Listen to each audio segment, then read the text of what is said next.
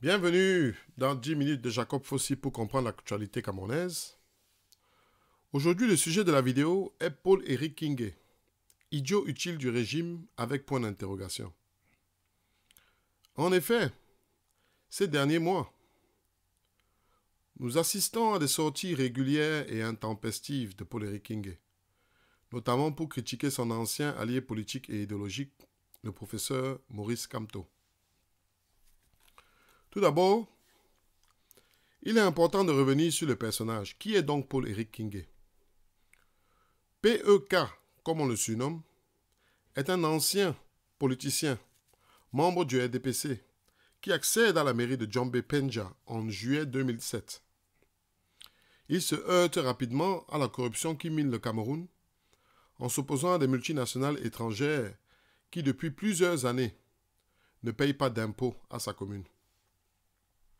Après de multiples tentatives d'intimidation et de sabotage par des membres de son propre parti, le RDPC, il est finalement écroué à la prison centrale de Neubel à Douala en 2008, où il y séjourne pendant de nombreuses années. Des années plus tard, après sa libération, il décide de s'allier plutôt, avec son parti, le MPCN, au MRC du professeur Maurice Kamto. Cette alliance débouche sur un succès sans précédent, qui, malheureusement, se heurte à la réalité politique du régime camerounais. Voilà alors où, d'après lui, les problèmes commencent. Dès 2019, l'année suivant la campagne présidentielle, après avoir passé de nombreux mois en prison avec le président élu Maurice Kamto, il commence à parler à travers divers médias d'un désaccord avec la stratégie du président élu Maurice Kamto qu'il juge trop conservatrice. Il explique en 2019, dans un entretien chez Equinox TV, sa décision de prendre ses distances avec le MRC à la suite d'un refus de Maurice Kamto de nominer un gouvernement de peur de générer des troubles politiques. Dernièrement, nous assistons à des sorties régulières et intempestives, comme j'ai dit plus tôt, de Paul-Éric Kingé, qui se lance dans des attaques personnelles, diverses et variées, à l'endroit du président élu Maurice Kamto. Paul-Éric Kingé critique le manque d'autorité de Kamto qui, selon lui, aurait toléré et continue de tolérer les attaques personnelles dont il est soi-disant victime de la part de ses supporters qu'il appelle les talibans, les supporters de Maurice Kamto. Il critique aussi la sortie récente du professeur Maurice Kamto, donnant un délai de 7 jours au président de la République Paul Biya pour communiquer sa stratégie aux Camerounais vis-à-vis de la pandémie qui menace actuellement le pays et je vais rappeler ici le monde entier ou l'humanité. Toutes ces sorties médiatiques nous poussent à nous interroger sur les différentes motivations qui encouragent cet acharnement sur le président élu Maurice Kamto. J'ai qualifié plutôt ces sorties médiatiques comme intempestives parce que je crois vraiment que le moment n'est pas opportun. Le régime illégitime actuellement au pouvoir à Yaoundé depuis plus de 30 ans est en train de vaciller. Ce régime fait face depuis 2018 à la succession des pires crises de son existence. Plus récemment, le Covid-19, représentant la cerise au-dessus d'une litanie de crises qui, bientôt, pourrait causer l'effondrement du régime.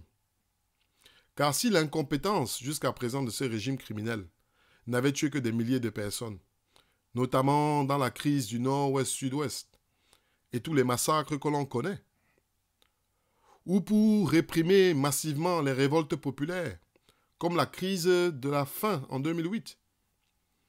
Avec cette dernière crise, qu'est le Covid-19, les victimes pourraient se compter par millions.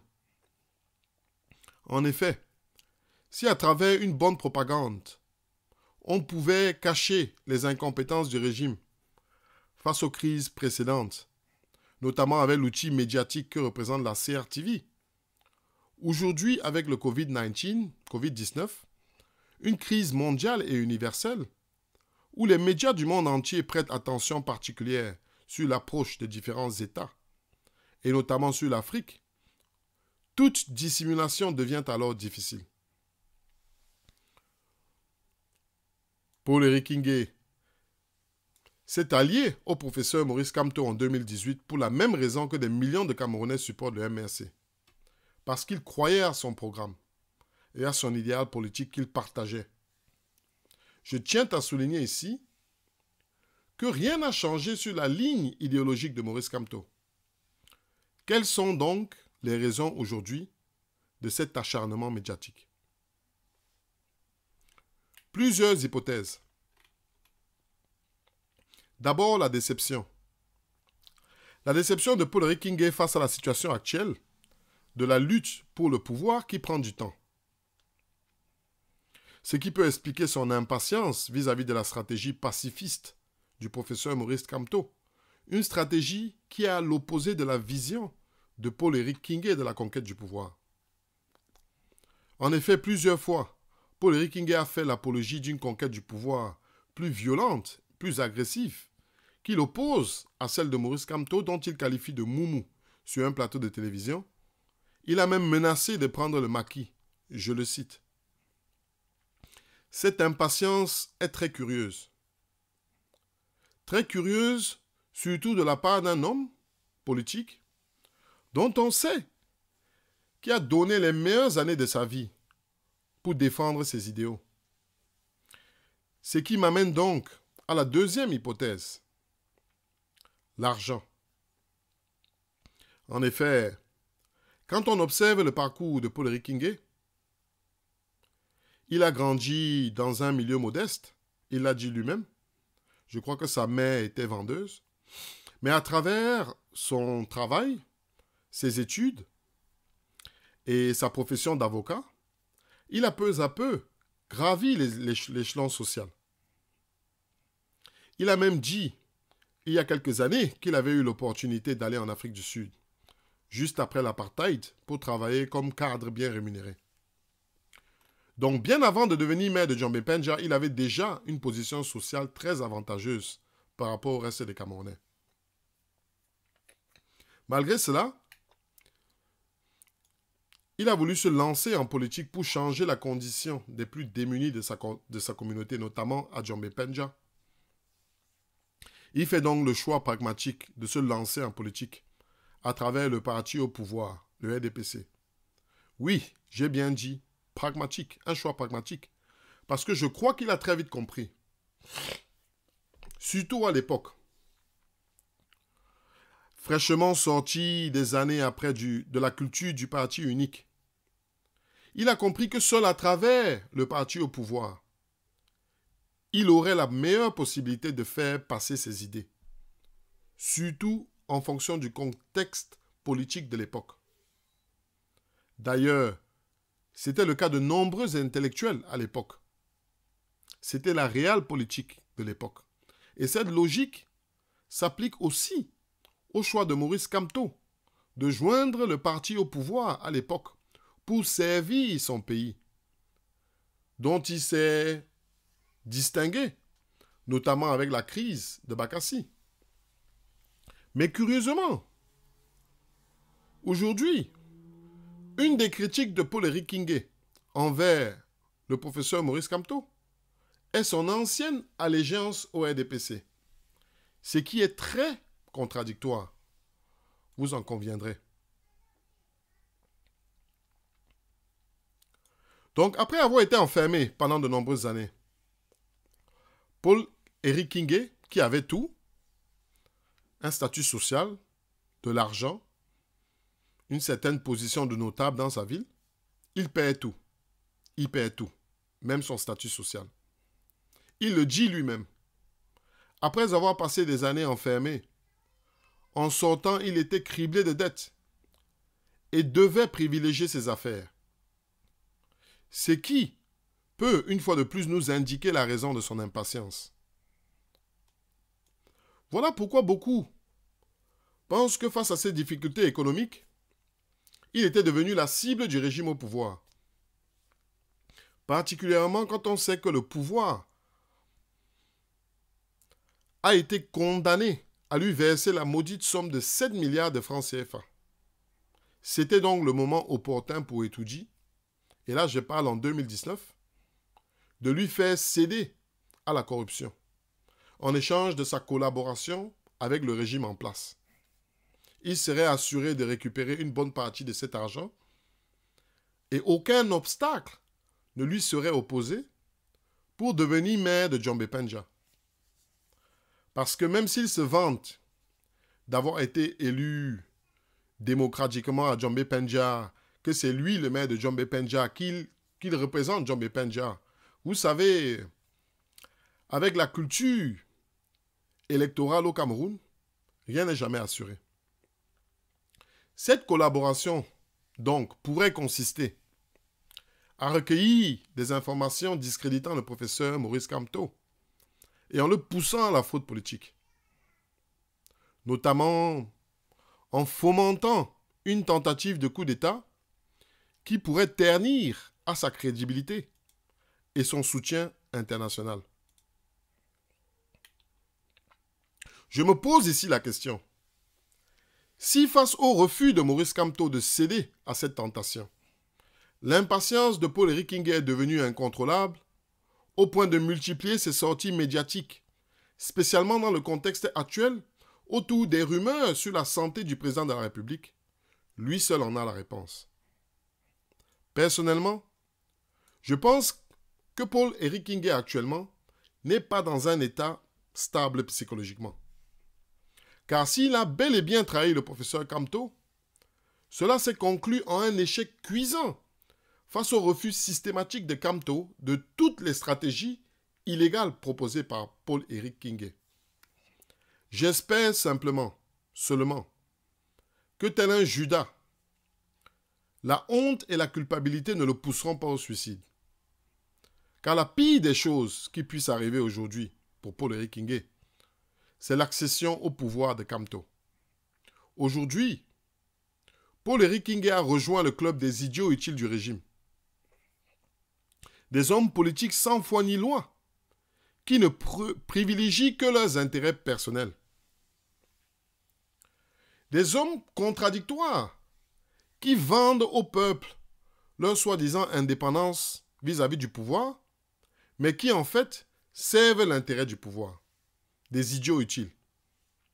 Des hommes tels que les Bandakani, Jean-Dieu Momo et Cabral Libi, dont il y a quelques années seulement, circulaient sur le dos d'un âne, mais aujourd'hui ils roulent en Range Rover. Certaines mauvaises langues diront un gaou à percer. Je m'occuperai personnellement de ces imposteurs très prochainement dans une future vidéo, particulièrement de Bandakani, un homme très dangereux qui entretient la confusion et a eu le culot d'avoir défini Paul Biya comme le plus grand président panafricaniste d'Afrique. De qui se moque-t-on? Pour en revenir à notre sujet, je trouve très curieux qu'un juriste de formation comme Paul-Éric Kingué vienne dire haut et fort sur les plateaux de télévision qu'il a comploté sur le régime sans être inquiété jusqu'à présent. Il va même jusqu'à menacer le professeur Maurice Kamto en lui disant « S'il ne se tait pas, je révélerai haut et fort tout ce dont nous avons comploté. » Quel moment opportun. Je trouve aussi Paul-Éric Kingué très naïf dans sa critique du soi-disant laxisme du professeur Maurice Kamto. Quand les supporters du MRC, d'après lui, l'insultaient de façon régulière, car c'est une pratique très commune en politique, en Afrique en général et au Cameroun en particulier. D'ailleurs, il n'a jamais fait partie du MRC, comme il le dit lui-même haut et fort. Et aucun membre politique, à l'heure actuelle au Cameroun, sur la scène politique camerounaise, n'est plus insulté que Maurice Kamto. Le professeur Maurice Kamto n'a pas le temps d'intervenir de façon régulière à chaque fois qu'il y a des petites chamailles. Le professeur Maurice Kamto n'est pas à ton niveau, Paul-Éric Kingué. Il faut que tu le comprennes. Toi, tu te soucies de Djambé-Pendja, alors que lui, il pense à Etudji. Si vous étiez des boxeurs, vous ne seriez pas dans la même catégorie. Donc, Paul-Éric Kingué a même osé comparer Maurice Kamto à Paul Biya, soit disant qu'ils partagent le même mutisme vis-à-vis des choses importantes. De qui se moque-t-on? Est-ce donc le seul argument trouvé par Paul-Éric Kingué? Comment comparer la crise internationale du Covid-19 et les petites disputes et insultes qu'il recevait quand il était au RMRC? A-t-il perdu la raison? Un homme qui a décidé de s'allier à Kamto parce qu'il partageait ses idées politiques, aujourd'hui a le culot de le comparer à Paul Biya, dont ils ont tous les deux combattu ensemble, et ce qui l'a d'ailleurs valu de nombreuses années en prison. Même si toutes ces élucubrations étaient vraies, supposons que ces élucubrations étaient vraies, le professeur Maurice Kamto a été démocratiquement élu par le peuple camerounais, de la propre admission de Paul-Éric Kingué, et il l'a d'ailleurs défendu à plusieurs occasions. Et cela en lui-même devrait suffire pour lui donner toute légitimité, au moins en tant qu'opposant principal, et alors justifier l'interpellation du chef de l'État par Kamto, notamment sur cette crise, sur cette pandémie qui va faire des dégâts en Afrique, au Cameroun. Comment Paul-Éric Kingué ose-t-il dire que Maurice Kamto ne sera pas président s'il continue ainsi, je le cite? A-t-il donc oublié en prison les principes de la démocratie? Est-ce que l'ascension au pouvoir de Maurice Kamto dépend des interventions médiatiques et des insultes que Paul-Éric Kingué lui jette? Je ne crois pas. En conclusion, je dirais ainsi. Aujourd'hui, tout le monde doit être soudé derrière le professeur Maurice Kamto ou alors le président élu Maurice Kamto, car il représente la meilleure alternative politique au Cameroun. C'est l'affiche, c'est la tête de marche de toute opposition. Tous ceux qui s'opposent aujourd'hui au régime de Biya doivent se mettre derrière Maurice Kamto. Même si vous avez un problème personnel avec lui, ça c'est quelque chose que l'on pourra résoudre après. Ça fait des années que l'on attend une opposition crédible. Un homme derrière qui tout le monde pourra se mettre à ses côtés. Aujourd'hui, nous l'avons à travers le président élu Maurice Kamto. Merci pour avoir suivi cette vidéo. C'était 10 minutes de Jacob Fossi. C'est une nouvelle chaîne. Pour supporter la chaîne, je vous invite donc à commenter, liker et abonnez-vous. Et vous, qu'est-ce que vous pensez des sorties régulières de Paul-Éric Kingué? Selon vous, quelles en sont les motivations sous-jacentes? Merci pour votre attention.